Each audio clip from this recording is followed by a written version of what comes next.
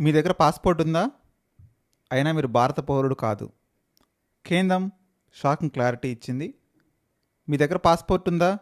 అయితే మీరు భారత పౌరుడే అని అనుకుంటున్నారా? ఆగండి. ఎందుకంటే కేంద్ర విదేశాంగ శాఖ తాజాగా చేసిన ప్రకటన ఇప్పుడు దేశవ్యాప్తంగా పెద్ద చర్చకు దారితీసింది. పాస్పోర్ట్ అనేది పౌర పారసత్వానికి ఆధారం కాదు, ఆధార్ కాదు, ఓటర్ ఐడి కాదు, పాన్ కార్డు కూడా కాదు. అయితే అసలు భారత పౌరసత్వం అంటే గుర్తింపు ఏంటి? మన దేశంలో నిజంగా పౌరసత్వ ధృవీకరణ పత్రం ఏదైనా ఉందా? ఇవాళ ఈ వీడియోలో చట్టం చెప్పింది ఏంటి, కోర్టులు చెప్పేదేంటి, మనం ఏది ఎంతవరకు నమ్ముదాం, ఎంతవరకు నిజం అన్నది పూర్తి వివరాలు తెలుసుకుందాం. ఈ వీడియోను చివరి వరకు తప్పకుండా చూడండి. ఎందుకంటే ఈ సమాచారం ప్రతి భారతీయుడు తప్పక తెలుసుకోవాల్సిందే. అసలు వివాదం ఎలా మొదలైందో చూద్దాం. పాస్పోర్ట్ దివస్ సందర్భంగా కేంద్ర విదేశాంగ శాఖ ఒక స్పష్టమైన ప్రకటన జారీ చేసింది. Passport is not proof of citizenship. అంతే. సోషల్ మీడియాలో చర్చలు, విమర్శలు, మీమ్స్, సందేహాలు మొదలైపోయాయి. పాస్పోర్ట్ కూడా కాదు అంటే మరి ఏది భారత పౌరసత్వానికి ఆధారం అన్న ప్రశ్న అందరిలోనూ వచ్చింది. కానీ ఇక్కడ మనం అర్థం చేసుకోవాల్సింది ఒక ముఖ్యమైన విషయం. ప్రజలు అవగాహన ఒకటి, చట్టపరమైన నిర్వచనం మరొకటి. రెండు చట్టాలు, రెండు మంత్రిత్వ శాఖలు. భారత పౌరసత్వాన్ని నియంత్రించేది సిటిజన్షిప్ యాక్ట్ 1955. ఇది కేంద్రం హోంశాఖ పరిధిలో ఉంటుంది. కానీ పాస్పోర్ట్ ఇవ్వబడేది పాస్పోర్ట్ యాక్ట్ ప్రకారం. అది విదేశాంగ శాఖ పరిధిలో ఉంటుంది. రెండూ కూడా వేరువేరు చట్టాలు, రెండు వేరువేరు మంత్రిత్వ శాఖలు. అయితే రెండు ఒకటే ఎలా అవుతాయి? ఇదే కేంద్రం చెప్పిన అసలు సిసలు లీగల్ పాయింట్. భారతీయుడు కాకపోయినా పాస్పోర్ట్ పొందొచ్చా? ఇది చాలామందికి తెలియని విషయం. పాస్పోర్ట్ యాక్ట్ సెక్షన్ 20 ప్రకారం కొన్ని ప్రత్యేక పరిస్థితుల్లో భారతీయుడు కాకపోయినా ట్రావెల్ డాక్యుమెంట్ లేదా పాస్పోర్ట్ తరహా సదుపాయం కల్పించవచ్చు.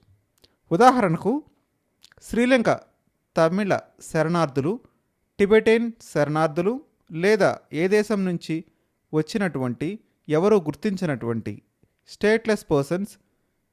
2023 మద్రాస్ హైకోర్టు ఒక శ్రీలంక తమిళ శరణార్థికి ప్రయాణ పత్రాలు ఇవ్వాలని ఆదేశించింది. అందుకే చట్టం చెబుతోంది పాస్పోర్ట్ అనేది ప్రధానంగా ఒక ట్రావెల్ డాక్యుమెంట్. అది పౌరసత్వ సర్టిఫికేట్ కానే కాదు. మరి పాస్పోర్ట్కి అంత విలువ ఎందుకు? ఇక్కడ ఒక ముఖ్యమైన అంశం ఉంది. పాస్పోర్ట్ పొందడం అంత సులభం కాదు. Police verification, address check, documents పరిశీలన అన్నీ పూర్తయిన తర్వాతే కేంద్ర ప్రభుత్వం పాస్పోర్ట్ జారీ చేస్తుంది. అందుకే సుప్రీంకోర్టు కూడా ఒక సందర్భంలో passport and birth certificate or strong indicators of citizenship అని వ్యాఖ్యానించింది. కానీ అవి ఒక్కటే తుది ఆధారం కావని కూడా స్పష్టం చేసింది. అసలు భారతదేశంలో పౌరసత్వ సర్టిఫికేట్ ఉందా? ఇదే అసలు సమస్య. అమెరికా, బ్రిటన్ వంటి దేశాల్లో పుట్టిన ప్రతి వ్యక్తి రిజిస్టర్ అవుతాడు. కానీ భారతదేశంలో ఇప్పటికీ యూనివర్సల్ బర్త్ రిజిస్ట్రేషన్ సంపూర్ణంగా లేదు. చాలామంది ఇళ్లలో పుట్టారు, బర్త్ సర్టిఫికేట్ లేదు. గ్రామాల్లో రికార్డులు లేవు. అయితే వాళ్ళందరూ భారతీయులు కాదా? ఖచ్చితంగా భారతీయులే. అందుకే భారత చట్టం ఒకే డాక్యుమెంట్ను పౌరసత్వానికి తుది ఆధారంగా గుర్తించదు. దానికి బదులుగా అనేక ఆధారాలను కలిపి పరిశీలిస్తుంది.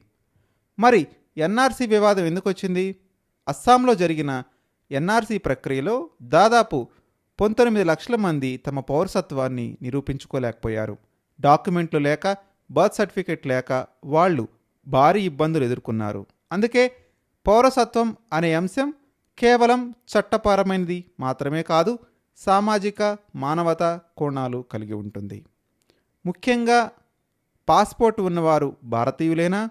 సాధారణ పరిస్థితుల్లో, అసాధారణ పరిస్థితుల్లో అంటే అవుననే సమాధానమిస్తుంది. ప్రపంచం మిమ్మల్ని భారతీయుడిగానే గుర్తిస్తుంది.